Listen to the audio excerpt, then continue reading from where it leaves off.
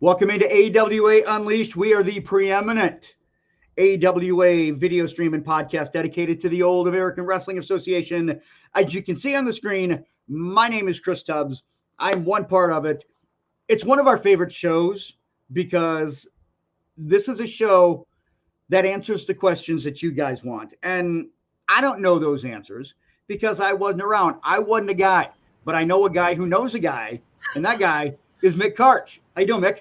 I'm doing well. I want you to know something though, Tubbs. Yes. Last night I woke up in the middle of the night screaming the word preeminent. Probably. And I don't know if this is going to be a regular thing the night before we do a podcast, but it's haunting me now. So it's a great pickup line at the bars too. Go to the bars, say, "Hey, my name's Mick Karch. I'm part of the preeminent podcast." Ladies go. Not only will I get slapped across the face, but I'll get 86 from the bar. So that's you got to go to the preeminent bar. That's the problem. All right, buddy, here we go. Yeah, this is a fun one because this is a no Q&A, and these we've always got people that are asking so many questions, but these Q&As they just kind of take on a life of their own, and really I think that's what makes them fun. Yeah, absolutely, and you never know what we're going to get. What people remember out there, they remember some stuff that I don't remember, and if I don't know I used to say this on SNR all the time. If I don't know the answer, I'll make it up. So one way or another, you're going to get an answer. It might not be 100% gospel, but who gives a shit? You know what I'm saying? I mean, it's wrestling. It's all real, right? Everything is legit. Sorry. What? Okay, I know, right? I feel so stupid just even saying that. I know. Yeah. Welcome to the show, pal. Hey, we got to get a few things out of the way. We got some big announcements coming up, Mick, and a couple of these people have not heard. First of all, of course, you can see up in the upper right-hand quarter, Soda Stick. That's the place to get your AWA Unleashed merchandise. We've got T-shirts. Now that we're starting to get into a little bit cooler, we're getting towards the end of August. So, it's going to start to get cooler. Go ahead and get your personalized hoodie. Go to sodastickco.com and, just type in AWA Unleashed.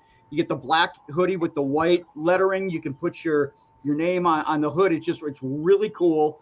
And you can show your loyalty, your support to the podcast. We got the T-shirts, of course. We've got a new style coming out momentarily. We're currently in the process of that. But if you don't have yours, go ahead and get it because really extremely popular. I want to thank Soda Stick for that. If you like pizza, and believe me, this is Body by Pizza, so I totally get that. I was telling you, Mick, I went out today and I got 4 brand new spanking 7th Avenue pizzas, and they are awesome. And if you're a fan of high quality pizza, it's exactly what you want. You want to go to the 7th Avenue pizza, and I've got a meatball and pepperoni. I've got a Lucky 7. I've got a bacon cheeseburger. Love it. It's the best frozen pizza on the market. It absolutely is, and 4 of them, and it's good that they're brand spanking new. Yeah. Better that than get an old one. And the other thing that I was going to mention too about I kind of deserve that. The AWA Unleashed shirt. I saw some guy just recently on an AEW broadcast from Minneapolis that was front and center sporting that AWA Unleashed T-shirt. I mean, this guy had movie star written all over him. I mean, what can you say about a sexy beast like that? There's a reason the camera loved him. I mean, listen, if I was that guy, eat that guy up with yummy. No, that was me. That was me. I am so goddamn sorry I brought that up. Anyway, go ahead. Yeah. We've got that. If you're in the Red River Valley in Fargo, Moorhead, Detroit Lakes, Alexandria, Fergus, Grand Rapids, we have got a big event coming up on September 10th. That is right before the Below Zero Wrestling Show. It's going to be at Outstate Brewing in Fergus Falls, Minnesota. You and I, Mick, are going to be up there doing a live show before the Below Zero Wrestling event. They've invited us up there, and I am excited to go up and see our friends in the Red River Valley because it is a great part of the upper Midwest. I spent 7 years in Fargo, Moorhead. I loved it. just going right down 94 to Fergus Falls, and I'm super, super excited to be in that part of the state. We are always excited to get out there among the fans, and do the live stuff and interact with everybody. Very, very much looking forward to that. And thank you, Below Zero Wrestling, for inviting us. And we're going to have a good time. And not only that, Mick, you have something that I think fans, not only in the upper Midwest, are going to be interested in, but you just told me about this. I know that it's something I've been hearing rumblings about, but it sounds like you've got something big that is going to be coming to fruition, or at least very, very close to becoming a reality. Just a few years ago, Chris, I had this brainstorm, or brain fart, as it may be, to do an AWA reunion. And we had some of the AWA stars from back in the day that got together and schmoozed with the fans and gave some speeches and had some food, and we're going to do it again. Date TBD, as they say in the business. And the talent roster also TBD, but I guarantee you it's going to happen this fall. And the last one was a tremendous success. Love it. We're going to do it again. They're the AWA guys that are still around. God bless them. Yeah. And they love being remembered by the fans, and the interaction is just great. So we'll keep you posted. It's going to be a great time. I cannot wait to hear more. And if you can get me on the ticket list, that'd be great. I'd like to get one comped, please. I'm gonna have to pay for mine. I understand. Yeah, okay. Yeah. Okay, so let's get to the no DQ. And dude, I'm super excited because I know that you've thrown that idea around, and to hear kind of the people that you've been talking with about to make this a reality. Like, you are talking with some movers and shakers. I mean, not just like, okay, we're thinking about doing it. Like, the people that you're talking to are like legit people that can get stuff done. So I'm excited for this, about a potential AWA reunion this fall. I can't wait. Absolutely. Gonna be great. That being said, let's go ahead and get into the no DQ&A here, Mick. And number one, from Arnold Erzfeld, what is the worst high-profile match that you ever saw in the AWA? No question about it. And I don't know really how high profile this was, but it was part of Wrestle Rock. So I guess, in that sense, it was high profile. It was Bulldog Bob Brown and the Giant Baba. Now, a couple of things. First of all, Bulldog Bob Brown, there he is right there, the old Bulldog, the late Bulldog Bob Brown, who also wrestled here as Bill Green. As George Shire used to say, he changed color. He didn't just change his name. But Bulldog Bob Brown was not exactly a speed demon on the mat. He could have probably entered a 3-day turtle race and, come up last. And the Giant Baba, I may be the only guy on the planet, but I never understood the appeal of Giant Baba. Outside of his size, I guess he was an anomaly because he was almost 7 foot tall and what have you. But needless to say, the match was not exactly a scientific clinic. I think it's out there on YouTube someplace. If you have the misfortune some night and you really, want to get a cure for the stomach flu or whatever you got going on, or maybe add to it, Bulldog Bob Brown and the Giant Baba from Wrestle Rock. Unquestionably the worst high-profile match I ever saw. I've also heard it's a cure for insomnia, too. Oh, yeah, absolutely. You'll sleep for a week. All right. Yep. Question number 2 here, Mick, from Mike Wilson. What match do you recommend a fan of the AWA see?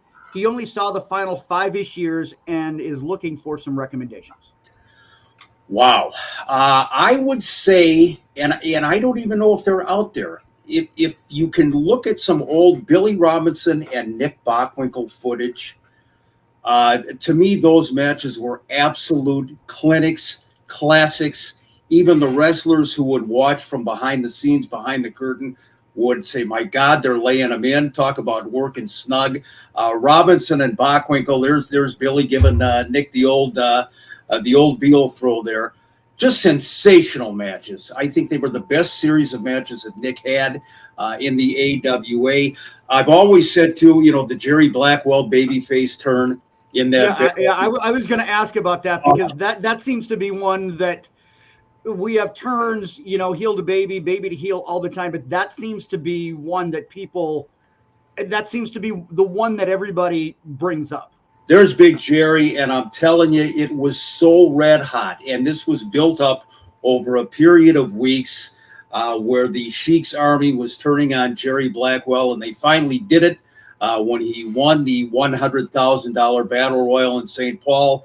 Bruiser Brody and the Sheik's army and half the roster and the popcorn vendor and everybody else came into the ring to beat up on Jerry. It was the greatest single babyface turn I've ever seen. So, and I know that's out there on YouTube, and it's just tremendous. So those are the ones that I would recommend. The next one coming from Reggie Harp. His question is, do you think the AWA title change to Otto Wanz in 1982 confused fans as he was unknown in the United States? We get this a lot. And also to follow up on this, do you think that they would have been better served to have Bockwinkel lose the belt to an up-and-coming North American star like Tito Santana, Dino Bravo, or Hulk Hogan, even though we know that, Dino not from, but I think maybe somebody that was more well-known in the United States, maybe to elevate that person and give them the proverbial rub.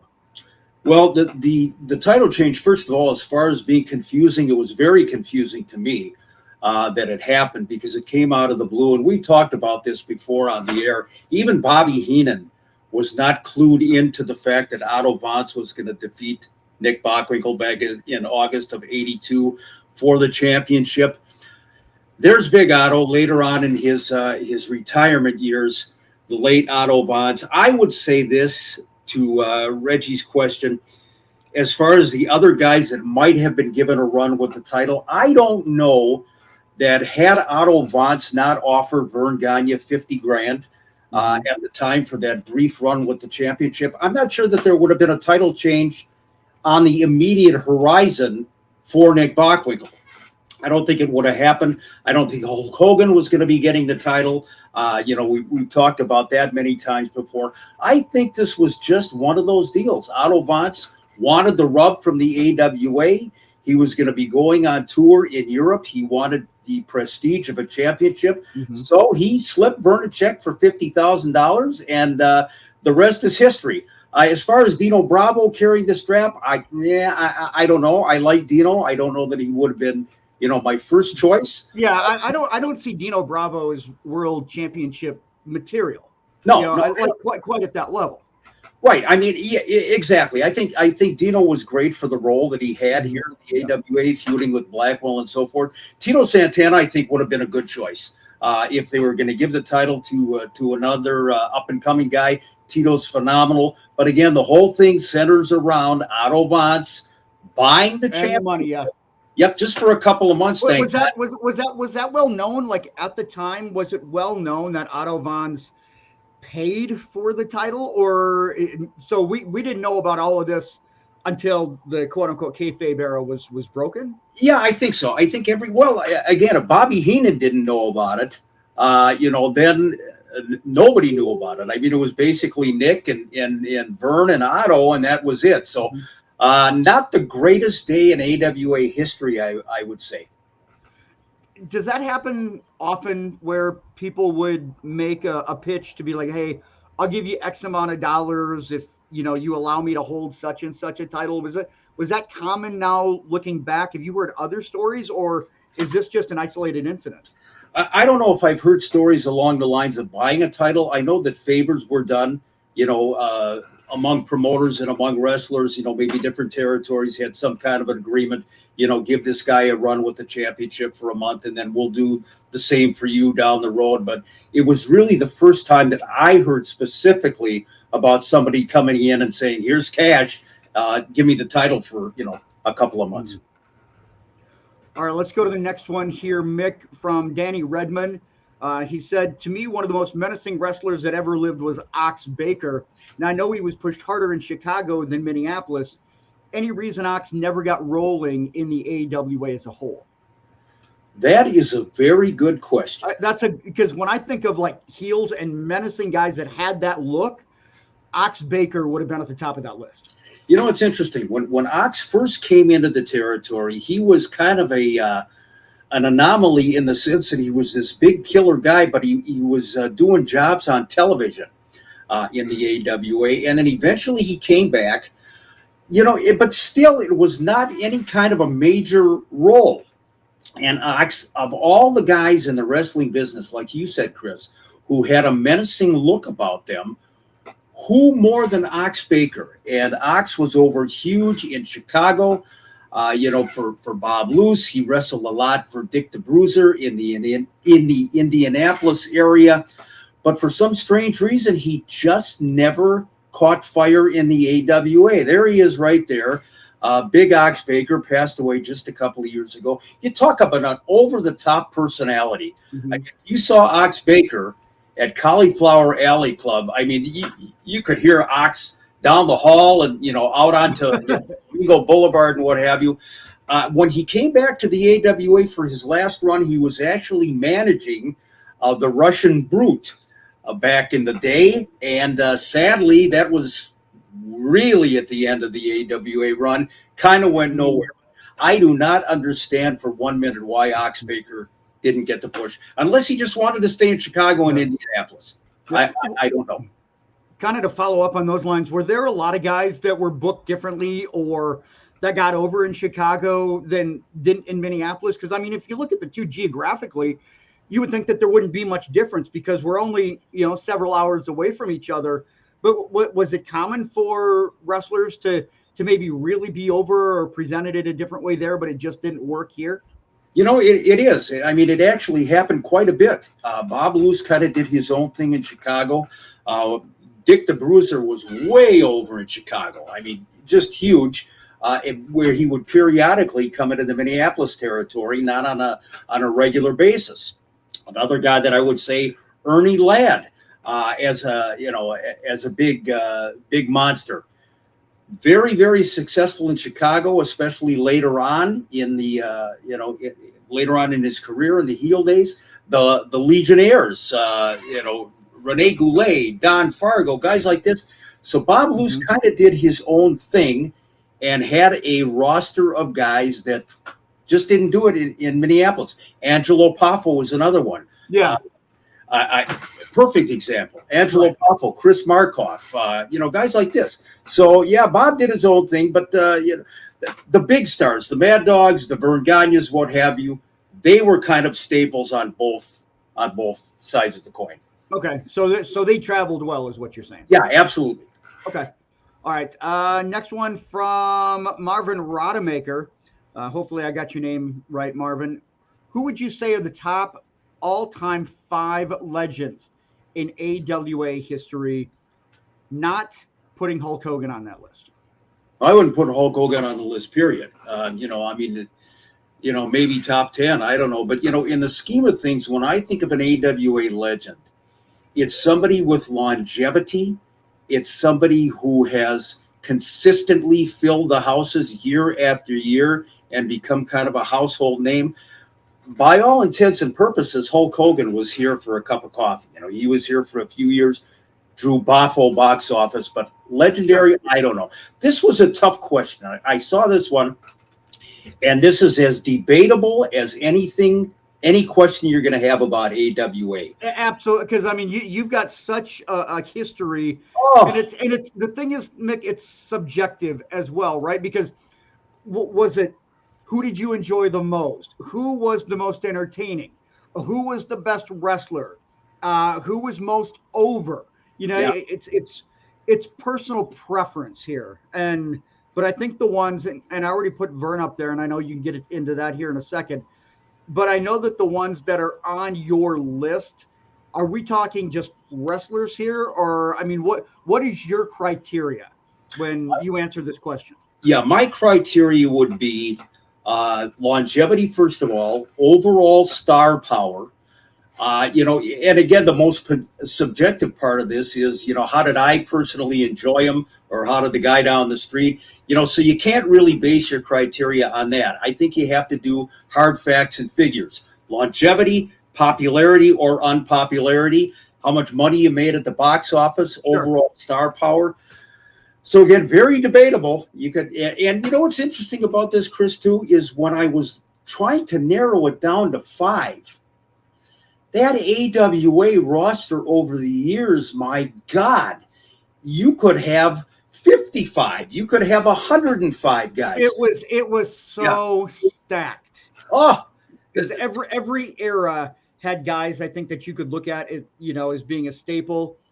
Maybe the last few years it waned a bit, but there were times where that roster that Vern had was as deep and as versatile and as talented as any place maybe in the world, based right here in Minneapolis. I would absolutely agree. So, when you come up with 5, man, that was really tough. But I think on the criteria that I talked about, it would be hard to argue with this 5. So we put Vern Gagne's picture up there just a second ago. And again, when you talk AWA, you're talking Vern Gagne. Right from the outset, Vern was the man. He was the man before it was the AWA on the old Dumont network out of Chicago. He was already establishing a nationwide reputation, and of course, legendary. We can do weeks on Vern Gagne. So I would definitely put him top 5 ever. Also, and this I'm sure is going to shock nobody, there's a guy named Nick Bockwinkel, originally out of St. Louis, not out of Beverly Hills, but Nick, to me, exemplifies what pro wrestling is all about, and he exemplified the class of the AWA. And by that I mean no nonsense, no frills. He went into other territories defending the AWA championship, both singles and then as a tag team with Ray Stevens. The fact that Nick was here from 1971 effectively to 1987, basically never leaving the territory. Yeah, and I don't know if anybody drew more money in the long haul than Nick Bockwinkel did. So certainly Vern and Nick, no question about that. You know what I love about Nick Bockwinkel, before you continue, is, I mean, looking back, we didn't know really how people were going to, comment, what they would think of some of these stars that we're going to bring up. Like, you hear people talk about Nick Bockwinkel, and I mean the rarefied air that they put him in as being one of the best ever, because mainstream fans, we don't hear Nick Bockwinkel's name mentioned in that, but when you talk to the hardcore AWA fans, he's immediately one of those that they instantly bring up as, that was my champion. That was the guy that I enjoyed watching. And that's the guy that I feel is really like the main champion of my fandom. It's interesting too, because as big as the AWA was, and you and I have talked incessantly, Chris, about how great the AWA was, I think the perception, because of the national magazines, and again, it was a different era. You didn't have the internet going on. The national magazines tended to focus on New York, or they tended to focus on the NWA, whether it was Ric Flair, Hulk Hogan, Bruno Sammartino. So the AWA was up there, but unless you were in that 12 to 15 major city AWA territory, you couldn't appreciate Nick Bockwinkel for the wrestler that he was. And as you said, his peers, it is rarefied air, and we'll talk forever about Nick, but certainly he's right up there. Another guy, you got to put him on, some kind of an all-time AWA list, and that's the man from Milwaukee, the one and only, the Crusher, Reggie Lasowski. Going back to pre-AWA days, he was here as part of the NWA in the late 1950s, came into the AWA as a major heel. In 1962, I believe, feuded with Vern Gagne for a long, long time. Excuse me, feuded with Rene Goulet, all kinds of mainstream baby faces. And then, of course, Crusher turned babyface. And again, talk about a guy with longevity. Yeah.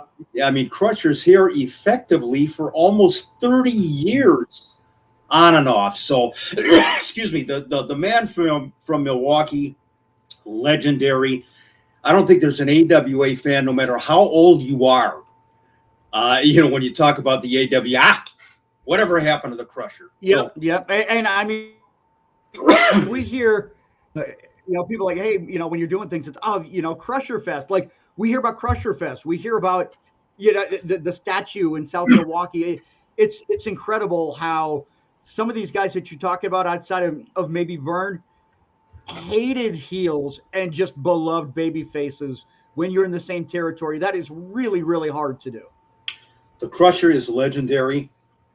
Sad to say that a lot of the modern generation, and that would include kind of your age bracket, only got to see Crusher at the end of his career.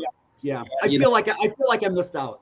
Yeah, and that's really, excuse me, that's really a shame because, and especially as a heel, Crusher was a phenomenal heel. So legendary to a fault. Love the Crusher.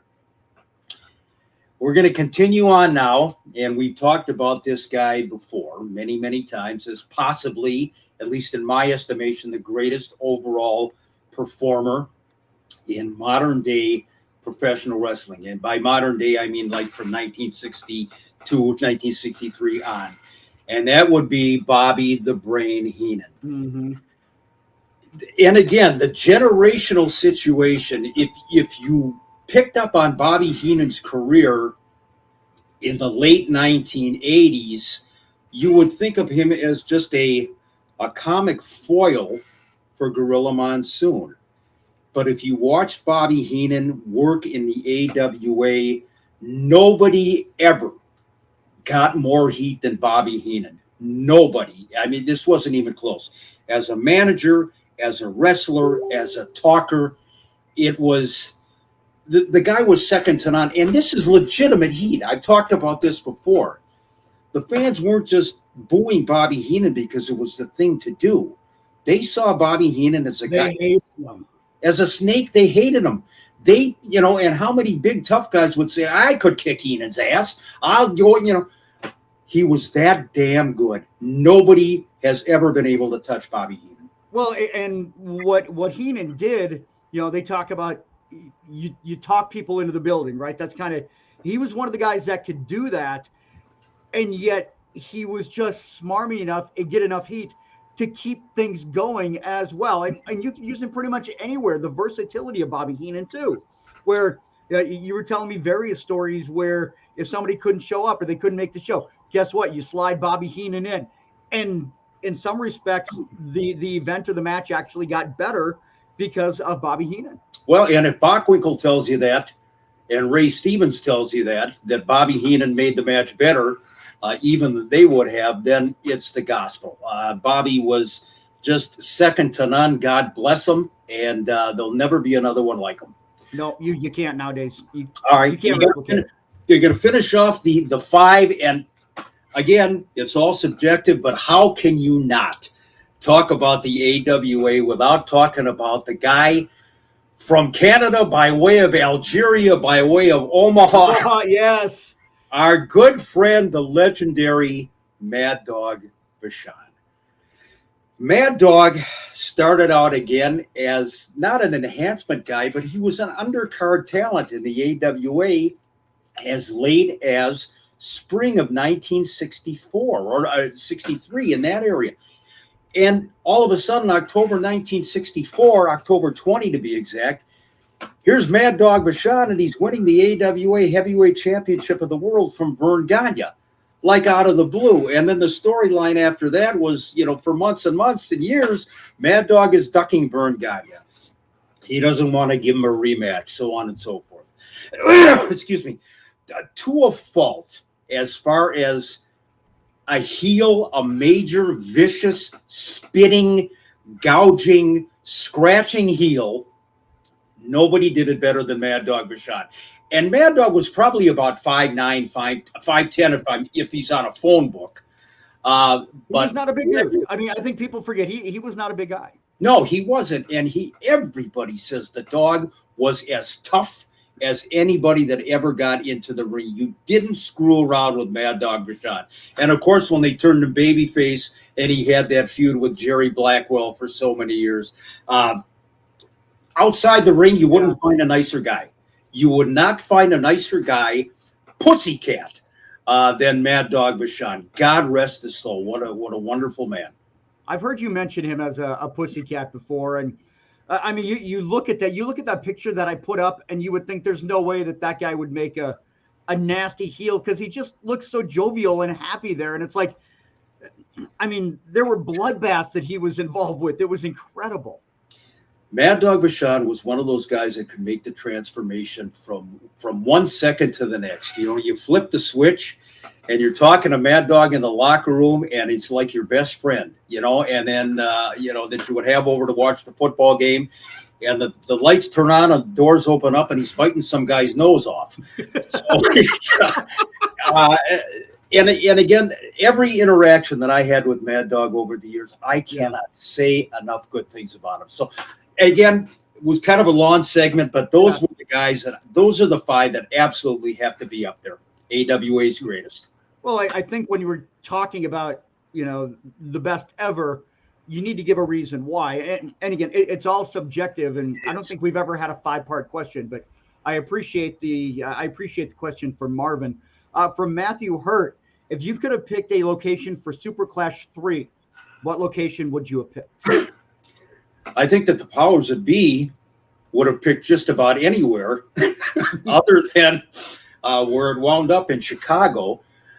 They had that major buildup, and again, Super Clash 3 was headlined by Kerry Von Erich and Jerry Lawler.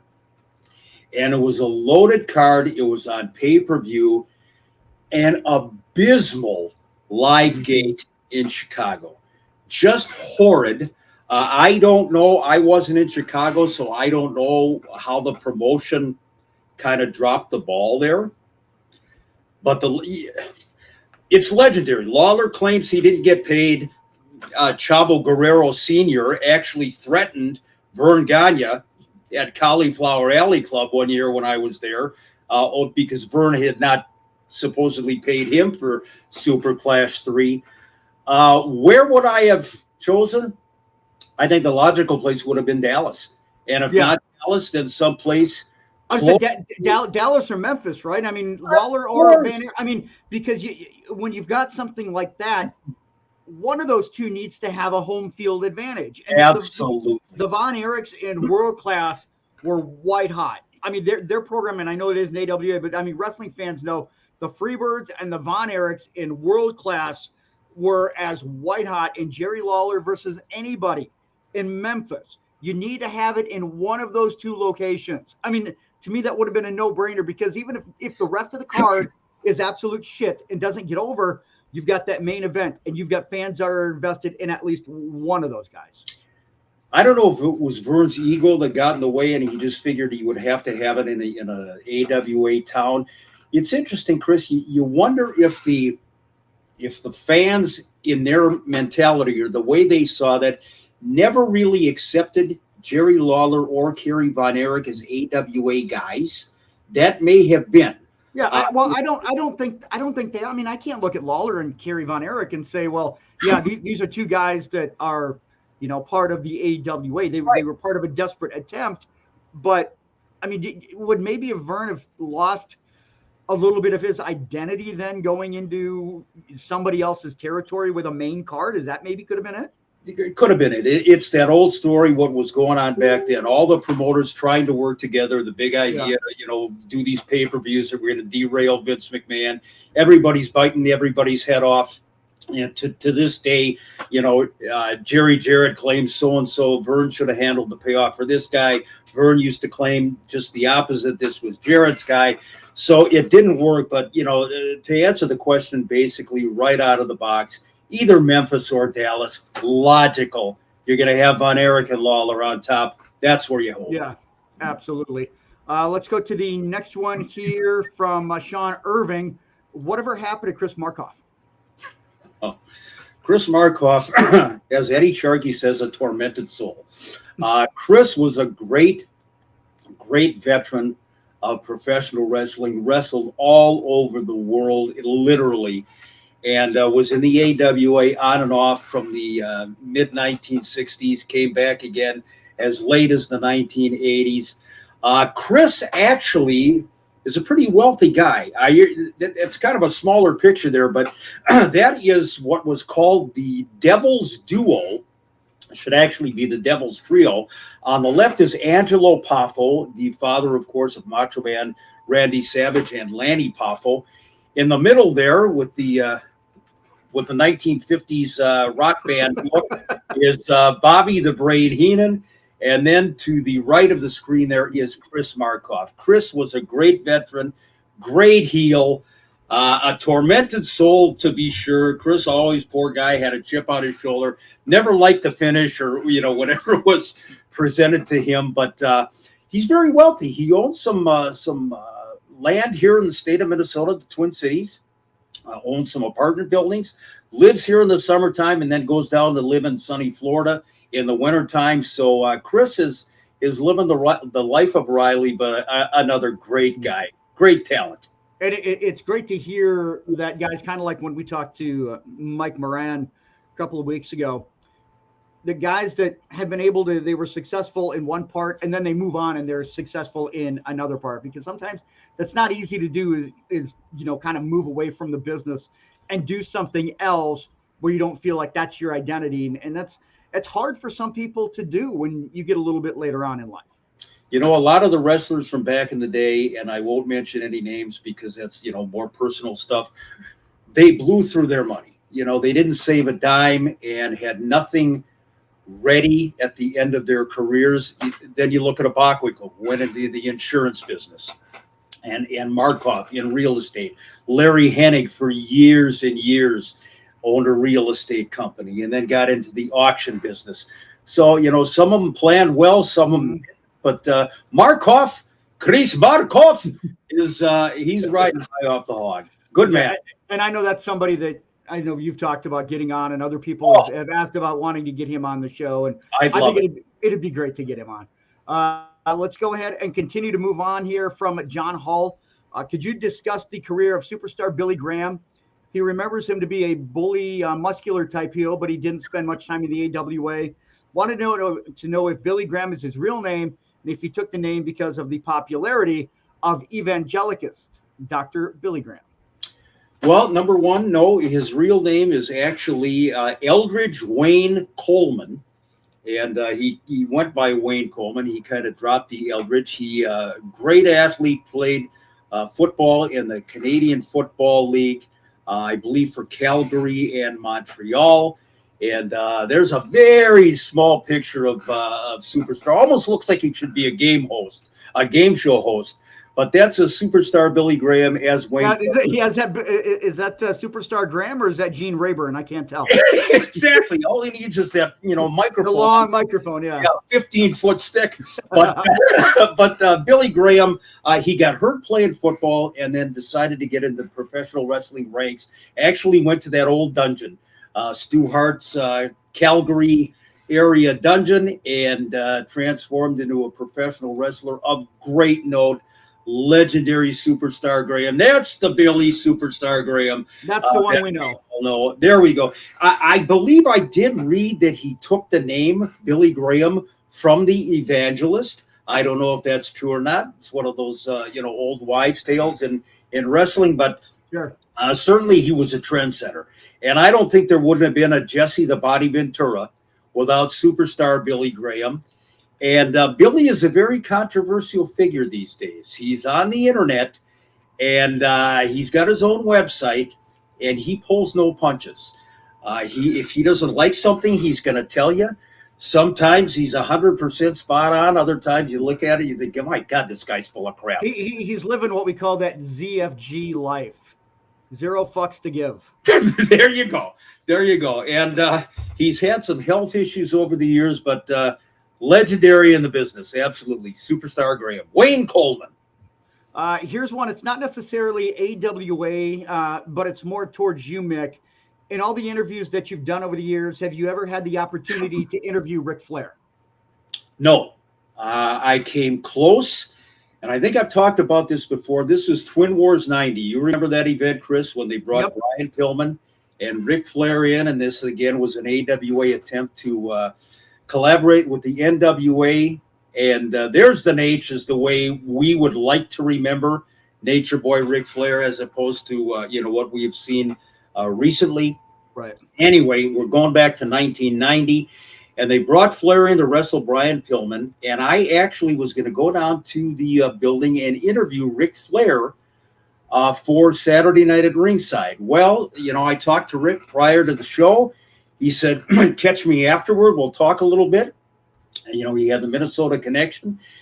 And unfortunately, in the interim, there was a little bit of an argument in the locker room between one Ric Flair and one Vern Gagne. What? Over, I know it's hard to believe. I'm going to guess it's over money. Oh, it might have been. Apparently, when it came time to pay Ric Flair, and again, I didn't hear it specifically, but the story is told over the years, Vern said, well, don't forget about that 10% that you owe me for training you back in 1972 or 1973.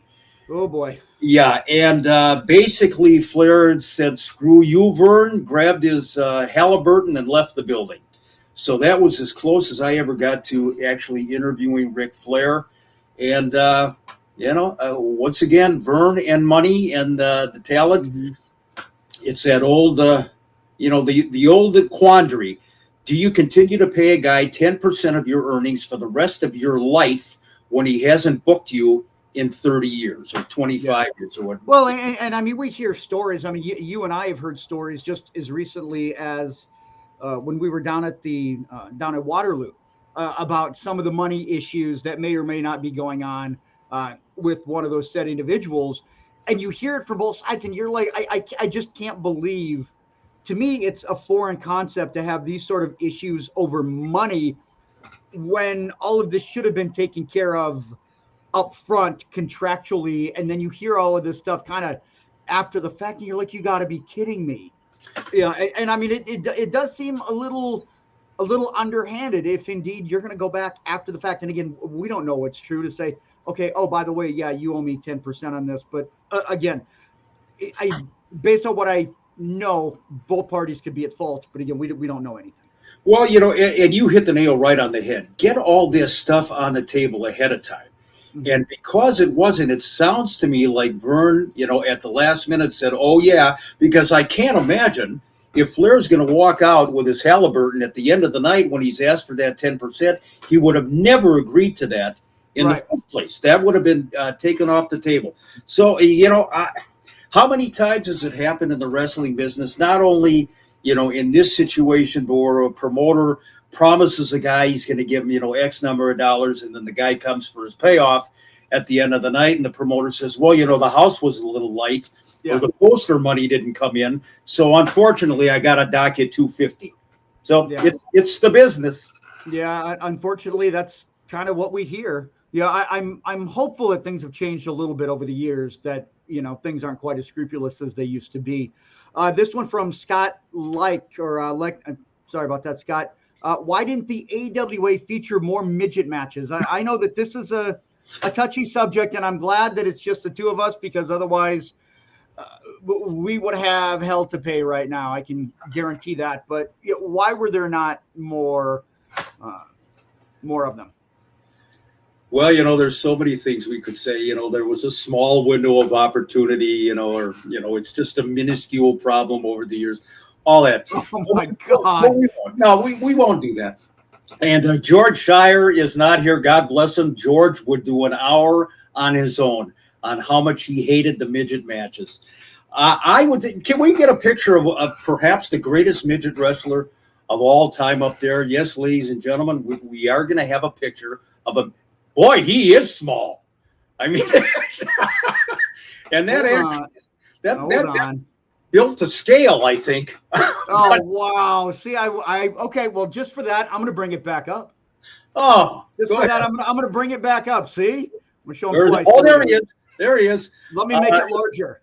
There, fantastic. That is the late Skylo Low. And if you're going to talk about the greatest of all time, Skylo Low is up there. I know another one of the great midget wrestlers of all time. Your personal favorite, Little Beaver. We don't have a picture of Little Beaver. Hey, man, everybody loves a Little Beaver. Skylo Low, legendary. The reason that there weren't a lot of midget wrestling matches was the fact twofold. Number one, there weren't a lot of midget wrestlers around, and the AWA specifically kind of kept them under wraps, save for once or twice a year when they would bring them in for a holiday show or something to that effect. I'm surprised you didn't make some wise ass crack about keeping them under wraps. Well, I would never.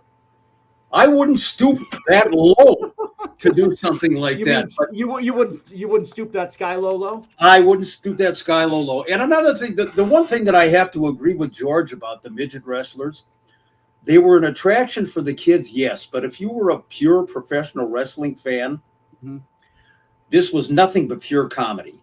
And unfortunately, that has translated into some of the big boys in some of the territories these days, basically doing the same shit that some of the midget wrestlers did back in the day. But yeah, not a lot of them. They were just used as a special attraction, kind of comedy relief. Same routine. You saw one midget match. You saw them all. They went through the same series of boom, boom, boom scenarios and acts and what have you. So sorry about that, Sky. But again, it's like wrestling is best to me, Mick, when it's like a buffet. You have something for everybody. You don't like the high flyers, the lucha, the high, fine. You got the heavyweights. You don't like the heavyweights, you got the women. You don't like the women, you got the midget. You've got a little bit of everything. And I think we've kind of gone away from that. But I think at one point, wasn't that kind of the way that it was presented, that we want something for the entire family? Because, I mean, let's be honest, sometimes the midget's fun, entertaining. Kids like to be entertained, and that's kind of appealing to some of that family audience. I would completely agree with you, Chris, and especially on the holiday shows. Like I said, you would have the midgets, you would have the girls. Maybe you had a battle royal, a 6-man tag. You had something for everybody on the AWA shows, and the midgets, Fuzzy Cupid, another great midget wrestler against Skylo Low, Little Beaver, Little Bobo, Little Bruiser. Everybody was little. Yeah. I'm starting to sense a theme here. And that was their name. That's not you saying anything. That's actually their names. Yeah, exactly. Okay. So there you have it. So, but Skylo Low, the greatest pratfall in the history of wrestling, when at Butcher Vachon's wedding in the WWE, Freddie Blassie hit Skylo Low on the back of the head with a cane, and Sky went, face planted. And just real quickly, I'm spending a lot of time on Skylo Low. I remember there was a it's not a small topic. Let's say that. No, it really isn't. Skylo Low was being interviewed by Marty O'Neill back in the 1960s, early 60s on AWA TV. They had an interview backdrop, which was about 15, 20 feet away from the ring. And Texas Bob Geigel, who was a heel at the time, decided that he had enough of Skylo Low's interview. And he came into the interview area and he picked up Skylo Low. And I'm telling you, Skylo Low looked like a human dart. The camera did not follow Sky's flight per se, but you saw him leave the interview area. He's looking right into the camera. Just holy shit look on his face. And the next scene is Sky in the ring about 15 feet away, laying flat on his back. So I'm guessing it was probably like a Scud missile, up and over and into the ring, and the UFO was Skylo Low. What man. Just stuck with me all those years. Shows you where my life is. That's the beginning of the midget tossing craze right there. There you go. There it is. Let's go with a couple more here, Mick, and we've got more. But we're going to do another Q&A here in a few weeks down the line. Occasionally from Chuck Victor. Occasionally, you folks have talked about the toughest guys ever in the business. Who do you think would have won a real fight between Harley Race and Billy Robinson? This is a good question. Oh man, I love this question. Thank you for the great question. And I think if you can simplify this. I think if you're talking about a street fight, and again, I don't know specifically what Billy Robinson's street fighting credentials were. I know what Harley Race's were. I would say if you're going to have a street fight, Harley Race is going to, take over on Billy Robinson. If you're going to have a wrestling match, pure wrestling, take it to the mat, catch as catch can, what have you. then you got to go with Billy Robinson. But in terms of overall wrestling history, two of the toughest guys ever. You did not want to F around with either Harley Race or Billy Robinson. And I believe there's Billy right there. Talk about a shooter in the ring. He could stretch like a pretzel. And, of course, Harley Race, one of the toughest wrestlers, pound for pound. Yeah. One of the toughest men, let alone wrestlers, in the history of this planet. Boy, that's a pick-up. Great question. Thank you. And let's go ahead and end on this one, Mick. And again, if you've got a question, submit it to mickkarch@gmail.com. We'll continue to do more. We've got a few more. We're just going to roll those over to next time. From Jeannie Olson, she said she's a big fan of classic women's wrestling, not so much what she sees today. In your opinion, who were the two toughest women to wrestle in the AWA? Oh, boy. Yeah, this was another tough one. And again, not a lot of ladies came through the AWA territory. It was that special attraction. So I'm saying probably over the years, from 1960 on, maybe there were 15, 20 ladies that came in and out of the territory. The first lady that I would suggest, and I know a lot of people are going to say, how about Medusa? How about Vivian Vachon? Absolutely. They're right up there. But Kay Noble, who wrestled from the 1950s into the 1970s, actually. Kay Noble, legendary for how tough she was in and out of the ring. She at one time was married to another professional wrestler, the original Doug Gilbert, Doug Lindsay. She came into the AWA territory a lot in the 60s and the 70s. Kay would fight men, women, dogs, alligators. She did not care. Wow, really? Oh, if there was a brawl going on, and I've seen footage of this, if there was a brawl, Kay would run out there with the men and start throwing punches, to tame down the crowd. Really? Oh, wow. Yeah, she absolutely would. She was the real deal. Wow. Very, very tough lady.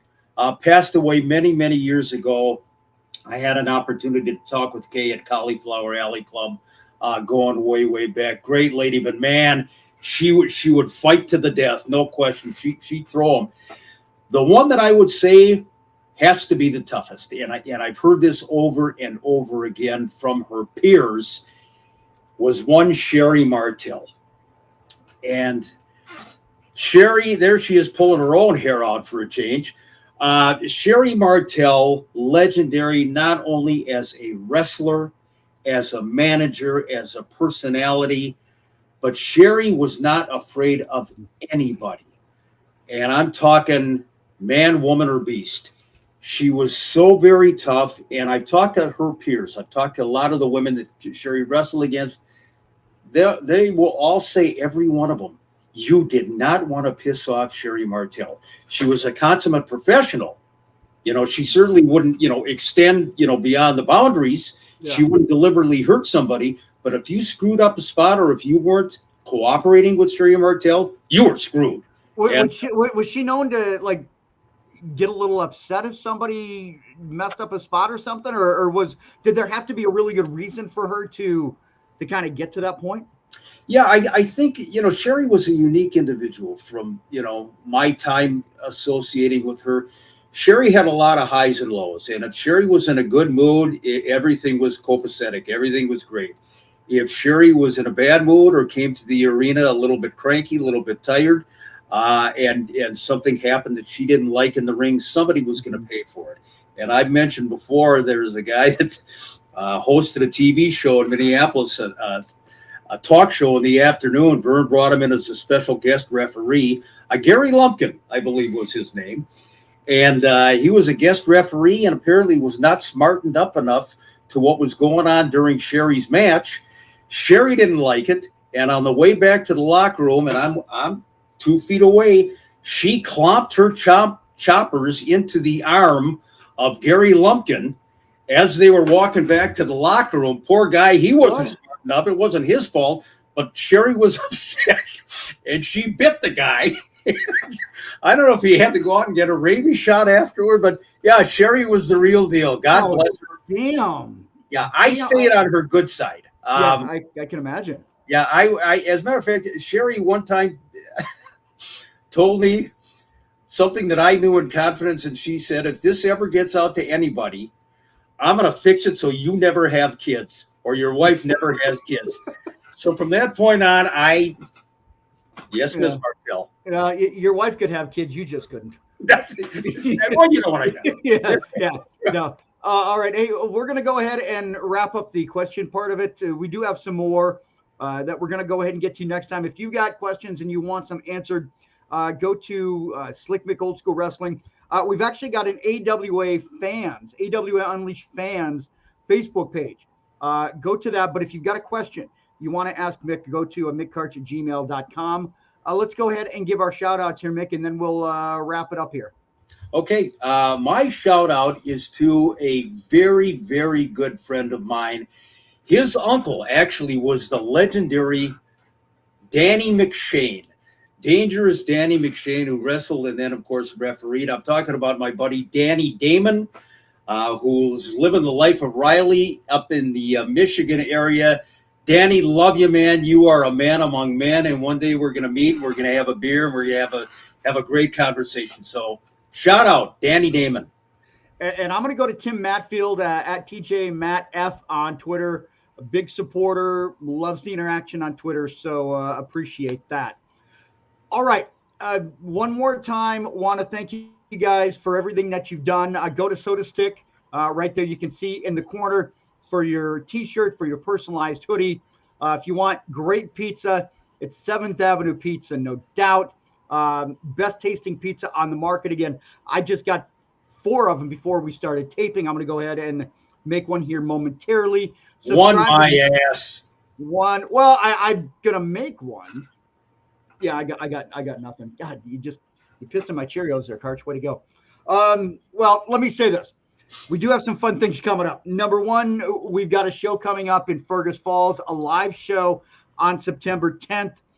So check us out there. We'll get you the ticket information. And then also, Mick, you have been working on something big. Kind of give us a quick recap in about 60 seconds. It's going to be AWA Reunion number 2.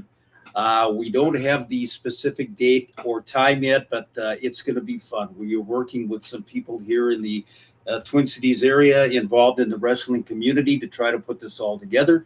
We'll get a hold of some of our AWA guys that are still with us in the area, come out for some pictures and great talk and food and what have you. More details as they become available, but I'm looking forward to it. Oh, me too. I'm just, again, you kind of threw that at me on the show, and I'm really excited for it, and it's something that kind of make your plans for it. So kind of look for it. It's going to be sometime this fall. I have no idea. Mick, you're kind of handling all the details. I'm along for the ride with it, and that should do it. So it's been a fun Q&A. Just keep everything coming. Keep the support. Again, go to our, let me go ahead and put the banner up one more time here. Join our AWA Unleashed fans page on Facebook. Brian Huff doing a great job with that. Brian put it together. And so let's do it. And Mick, great job, man. This was fun. This was good. And Q&As are always a good time. Oh, I love the Q&As. Keep them coming, ladies and gentlemen. I mean, not only when we ask for them, just keep them coming. We keep them on file, and we're going to get to them eventually. No question about it. So tip of the hat, you fans are the greatest. I mean, seriously, we are loving doing this for you and with you.